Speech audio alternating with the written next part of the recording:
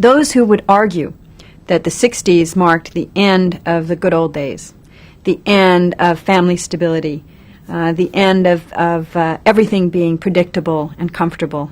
And that was when divorce went up, and that's when people started to question family life and all of those kinds of things.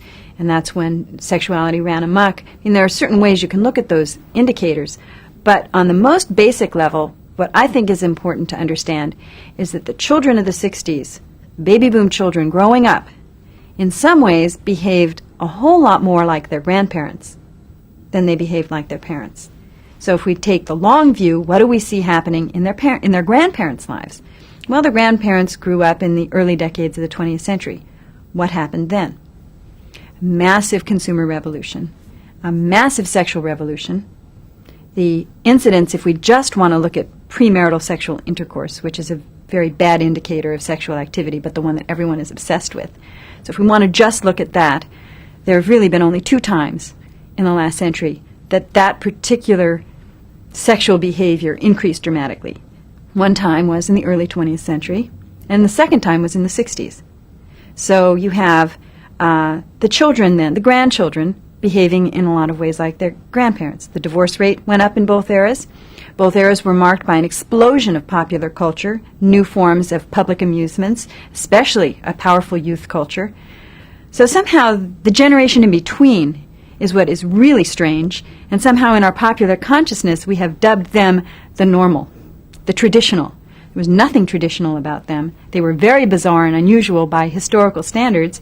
So one way to look at the 60s is to say, well, the children of the 60s just went right back to the way their grandparents were and picked up and went ahead from there.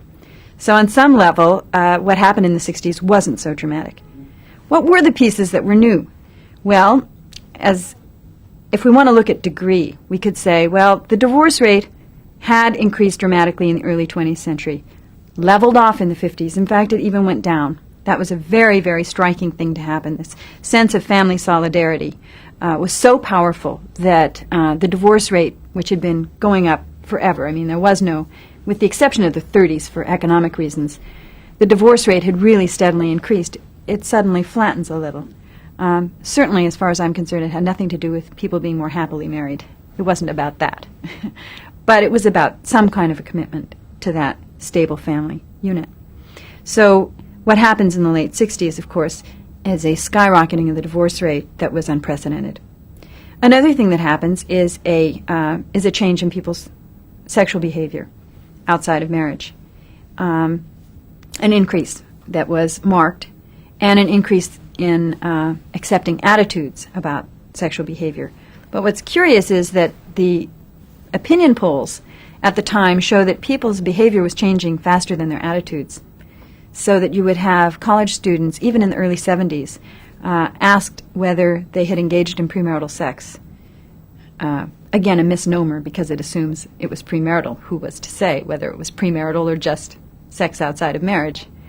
So all of these terms, I think, are very loaded. But anyway, if they were asked whether they had done it, the vast majority said they had. If they were asked whether they approved of it, the vast majority of the very same group said they disapproved. So I guess the psychologists would call it cognitive dissonance. I would call it guilt.